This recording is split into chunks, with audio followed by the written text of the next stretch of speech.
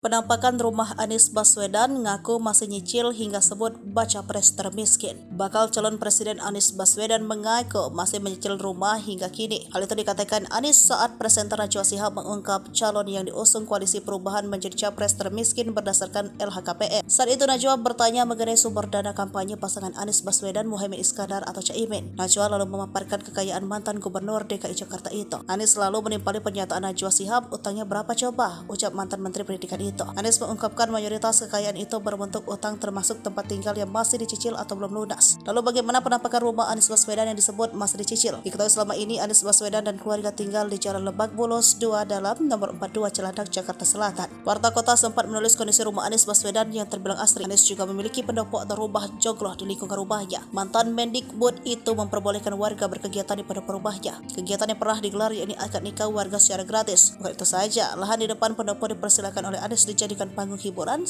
resepsi pernikahan.